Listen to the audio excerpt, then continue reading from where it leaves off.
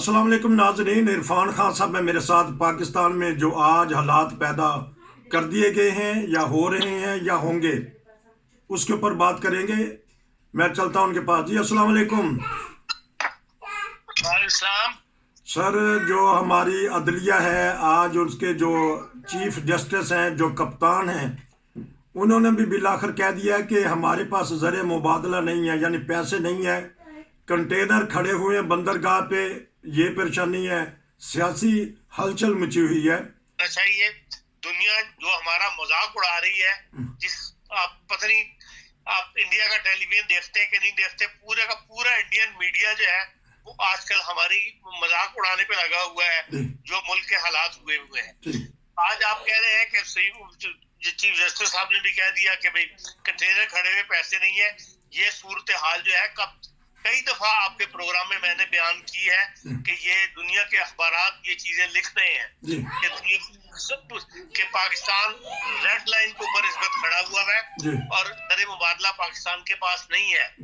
यहाँ तक भी मैंने आपको बता दिया था कि गोल्डमैन सैक्स ने कहा है कि अब पाकिस्तान में घी का बहुत बड़ा जो है बहरान पैदा होगा। पाकिस्तान तेल की इंपोर्ट के बाद दूसरी बड़ी इंपोर्ट जो है वो खुर्दनी तेल की करता है, जिससे घी तैयार किया जाता है, और उसके लिए पाकिस्तान में पैसे नहीं है कि उसकी एलसी वगैरह खोली जाए। तो इस किस्म की तमाम जो अंदर एक खबर ये भी आ रही है कि जो DHL है, पाकिस्तान में जितनी भी कोरियर की इंटरनेशनल कंपनी है, उन्होंने अपने जो इस कहना चाहिए अपनी सर्विस जो है वो बड़ी महदूद कर दी है, इसलिए कि वो अपना प्रॉफिट जो है उनको बाहर ले जाने की इजाजत नहीं है। ही नहीं मुल्क पे क्या नाम इसका शोहरत, तो कहाँ से पैसा लेके जाना उन्होंने। तो इसीलिए DHL ने भी अपने मुलाजमीन निकाले हैं और अपनी सर्विस जो है वो महदूद कर दी है। और चीफ जस्टिस साहब ने जो आज मसला लेके बैठे हुए हैं, वो इस पे उन्होंने खुद नोटिस ले लिया है कि जी सुबह सरहद में इलेक्शन होने चाहिए और पंजाब में इलेक्शन होने चाहिए, नहीं होने चाहिए। जो माशी सूरत हाल कब से खराब चल रही है इमरान खान के जमाने में, उस पर उन्होंने कोई नोटिस नहीं लिया। और अगर वो नोटिस लिया हुआ था, को तवज्जो दिलाई होती है, सही सूरत हाल सामने आई भी होती है अवाम के, तो आज ये दिन देखना ना पड़ता कि हर तरफ जो है हमारी तरफ वार्निंगें जारी है हो रही है इंटरनेशनल प्रेस के अंदर कि पाकिस्तान के साथ डीलिंग बंद ना करो। और खुद इंडिया जो है उसको उभार रहा है। ज्यादा से ज्यादा लोग वहां पे इंडियन टेलीविजन को पाकिस्तान के मसले जो है दिखाए जा रहे हैं कि देखो आज ये हो गया, आज ये हो गया। रोज कोई को खबर जो है इंटरनेशनल टीवी पे चल रही है, मीडिया में आ रही है। और इंडिया की अपनी सूरत हाल ये है कि वो अभी वीकेंड के ऊपर जो जर्मन चांसलर है वो इंडिया गए थे दौरे के ऊपर। एंजेला मेर्केल भी जाती रही है, और एंजेला मेर्केल के जमाने से ये कोशिश हो रही थी कि इंडिया और यूरोपीय यूनियन के दरमियान फ्री ट्रेड हो जाए।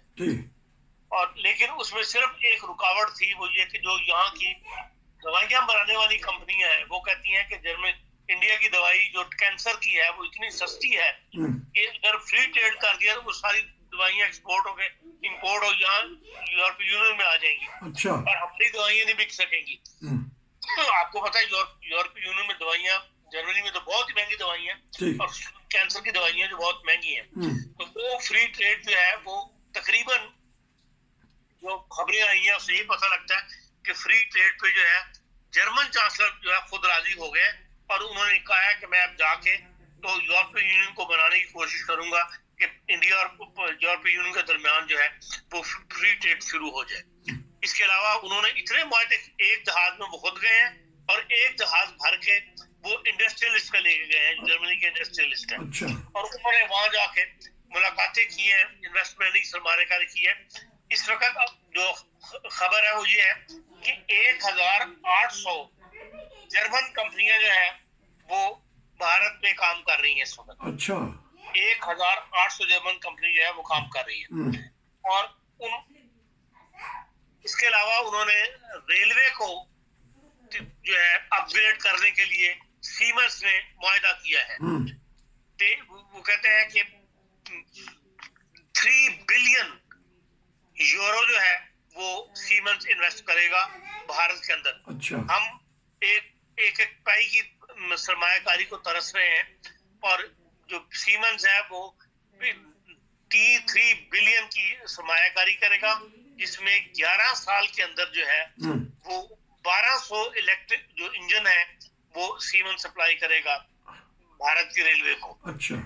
हाँ जी। और वो जो है 9000 हाउस पावर के इंजन होंगे जो 4500 मैट्रिक टन वजन जो है वो खींच सकेंगे। और इस वक्त भारत का जो 27% फ्रेट है, कार्गो है, वो इस वक्त इन रेलवे इस्तेमाल कर रही है।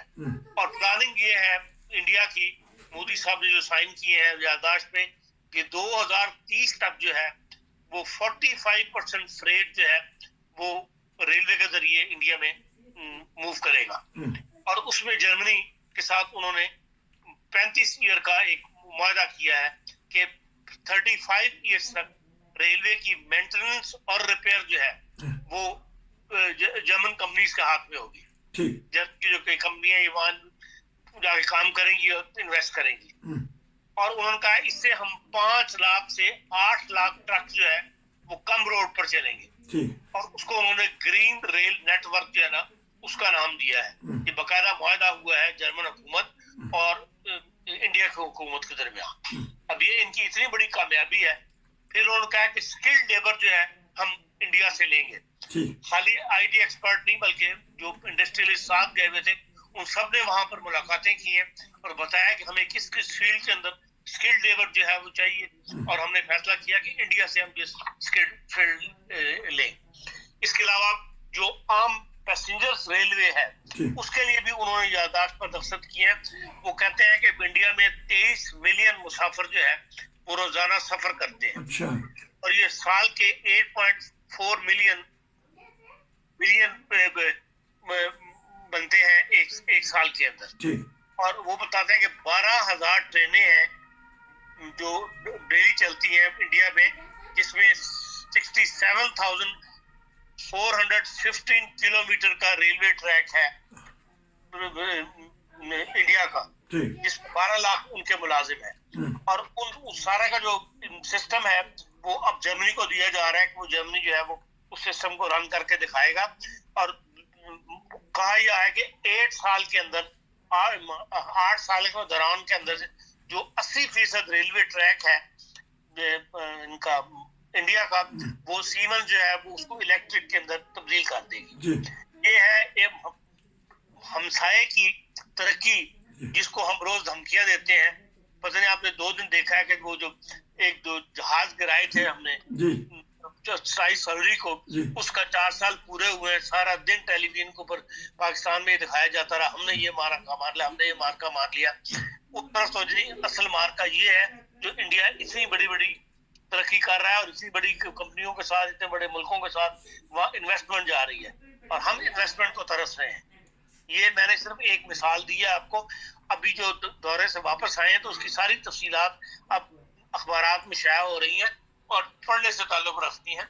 इस तरफ तवज्जो देनी चाहिए सुप्रीम कोर्ट को भी और हुकूमत को भी, रियासत को भी और फौज को भी, ना कि इन झगड़ों में पड़े हुए जिसके अंदर जो सुप्रीम कोर्ट में आज दलाइल दिए गए हैं, जिस एक छोटी सी बात के ऊपर इतने वकला जो है आपस में वो हो रहे हैं। सब कोई वकील फ्री मुकदमा तो नहीं लड़ता। 8-10 बंदों की तरफ से वो वकला पेश हो रहे हैं, बार काउंसिल अपील वकील पेश कर रही है, सियासी जमातें पेश कर रही हैं। इन सबको जो है वो और बहस एक बात पे जी इलेक्शन होने 90 दिन में होने चाहिए, नहीं चाहिए, और इलेक्शन का ऑर्डर कौन जारी करेगा। ये इस छोटी छोटी बातों को ऊपर पूरा दिन सुप्रीम कोर्ट का पांव के बैठा रहे तो दुनिया आप पे हंसेगी नहीं तो और क्या करेगी।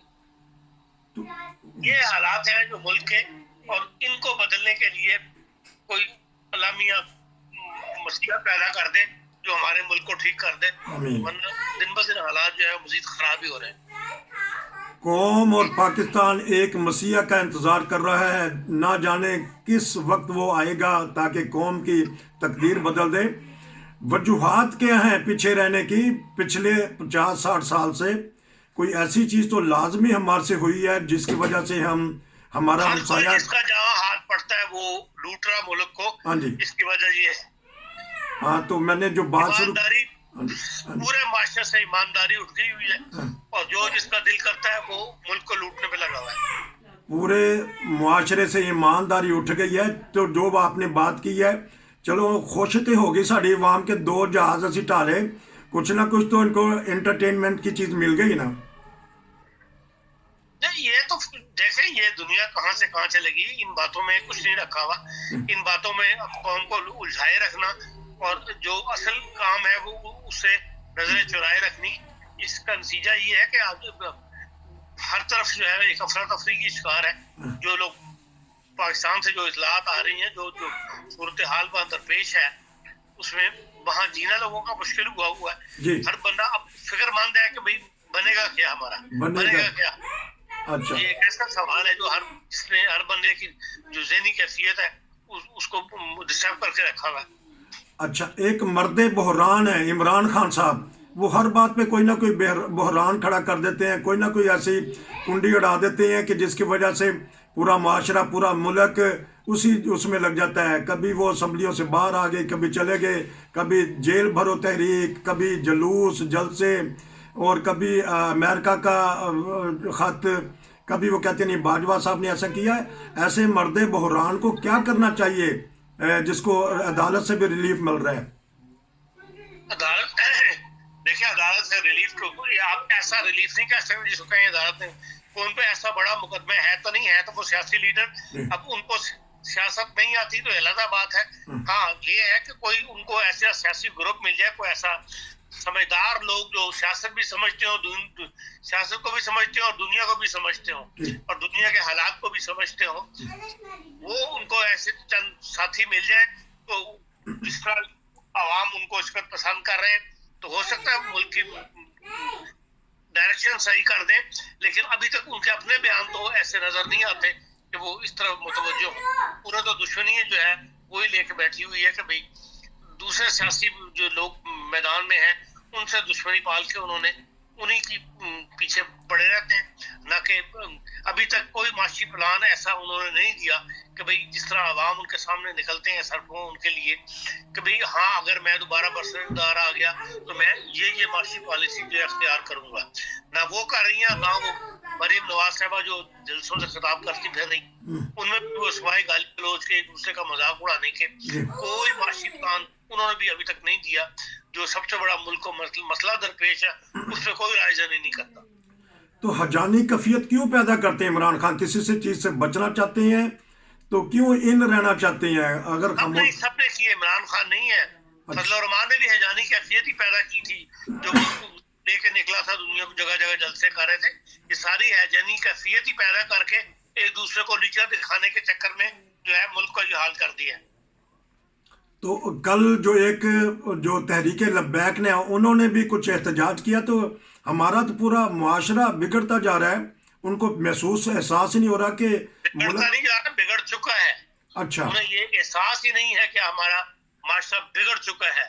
یہ احساس پیدا کرنا کسی سیاسی لیڈر کا کام ہے. کوئی سیاسی لیڈر ایسا پیدا ہو جو ان کو بتائے کہ آپ ہمارا معاشرہ بگڑ چکا ہے. تو جس طرح آپ نے کہا کہ انڈین میڈیا خبریں دے رہا ہے, تو وہ یہ بھی تو خبریں دیتا کہ دیکھیں ہم نے کس طرح ترقی کر لی, تو آیا وہ پاکستانی عوام سنتے نہیں ہیں انڈیا میڈیا کو؟ فلمیں تو شوق سے دیکھتے ہیں. فلمیں دیکھتے ہیں, انڈیا میڈیا کو میڈیا کی باتوں پہ کہاں نہیں رکھتے. جب وہ ایسی بات کرے تو کہہ دیتے ہیں ہاں جی یہ تو دشمن ہے. دیکھا نہیں آپ نے وہ جو جاوید اختر نے ایک بات کہہ دی اور جو کہا وہ سچ کہا, لیکن ہر کوئی اس کے پیچھے پڑ گیا. تو پھر آپ کی کوئی ایسا بات جو کیونکہ تبصرہ آپ کرتے ہیں, اب 3-4 دن میں کیا محسوس کریں گے کہ کہیں ڈیٹ آ جائے گی کہیں سے؟ اب کیونکہ سپریم کورٹ نے یا عدالت نے کہہ دیا ساڈا کام نہیں ہے, تو سیاستدانوں کا کام ہے, تو پھر جاتی دفعہ یہ کوئی نہ کوئی فیصلہ تو آج انہوں نے دینا ہے. فیصلہ محفوظ کیا انہوں نے, آج شام تک وہ فیصلہ دے دیں گے. ہو سکتا ہے تھوڑی دیر میں فیصلہ آ جائے, اس سے پتہ لگ جائے گا ملک کی اگلی ڈائریکشن کیا ہوگی سیاست کی. تو یہ جس طرح آپ نے کہا کہ کوکنگ آئل مہنگا ہو جائے گا یا مشکل ہو جائے گا, تو آنے والے دنوں میں تو پھر قوت خرید بھی کم ہو جائے گی, ویسے بھی پیسے نہیں ہے, تو کیا بنے گا؟ ویسے قوت خرید کم ہوئی ہے دنیا کی, مطلب یہ ہے کہ چیزیں ملنی بند ہو جائیں گی. ٹھیک, جس خطرناک بات یہ ہے کہ چیزیں ملنی بند ہو جائیں گی, پروڈکشن بند ہو جائے گی کمپنیوں کی. चलें जी, आपका बहुत शुक्रिया कि आपने जर्मनी की भी खबरें दे दी, इंडिया की भी, और पाकिस्तानी सूरत हाल पे भी तबसरा कर दिया। आपका बहुत शुक्रिया। इंशाल्लाह दोबारा मिलेंगे। नसीर को इजाज़त दीजिए। अस्सलाम वालेकुम।